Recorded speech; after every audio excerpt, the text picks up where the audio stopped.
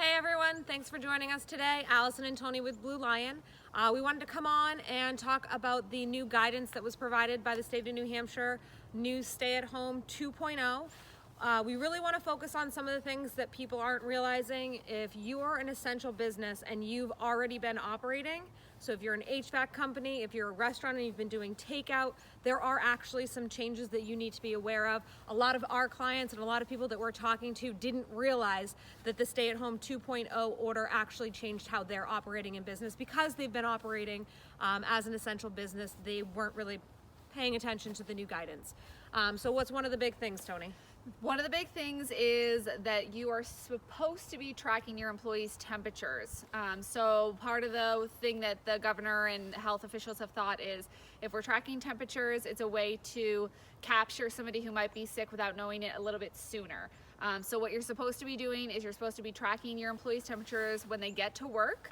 It's supposed to be a non-touch thermometer. Now, we understand right now that there is a shortage of non-touch thermometers that are supposed to laser the head to scan the temperature.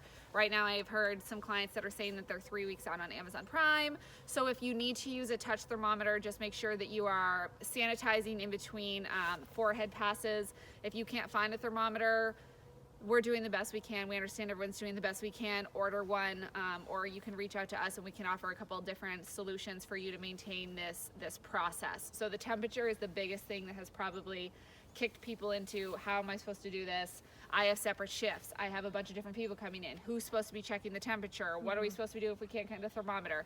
Reach out to us. We can help you with all of those questions. There's a second thing as well, though. You have to be asking 5 questions. So there's 5 very specific questions in the guidance that you should be asking every employee, and you should be documenting whether their answer is yes and no, and that is each shift. And it's things like, have you come in contact with someone that was COVID positive? Have you experienced a fever in the last 72 hours?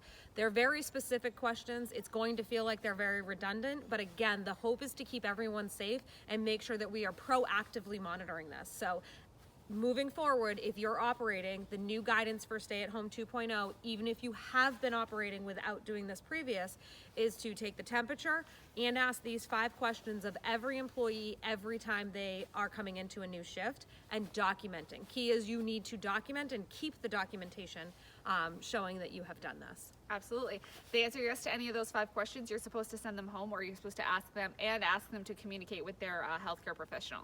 So making sure they're asking those questions. If it's yes to any of them, they need to go home, they need to contact their healthcare professional, and maybe that would kick into managing what's next for any of the leaves that they might qualify for. So there's a lot of stuff happening. Again, I know some of this can be cumbersome, but the mentality is as we slowly start to reopen the state, we're trying to do it in a safe way that will allow us to continue to reopen businesses without having to have any kind of major spike that may or may not overpower our hospitals. So please stay vigilant. Please continue to try to follow the regulations. If you're not sure how to make them work, please reach out to us right now. As we've been saying, we will offer free support and advice to you when it's COVID related. We are keeping all of our small businesses on track so that they can sustain this trying time.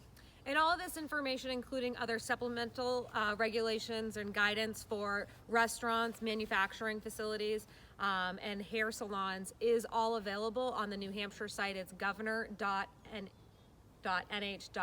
We'll also put that in the comment section. But make sure you're going on there and pulling down those documents. They put it very clearly, very concisely. They have a very easy to read document on exactly how to follow these new guidelines. So make sure you're checking those out for further detail.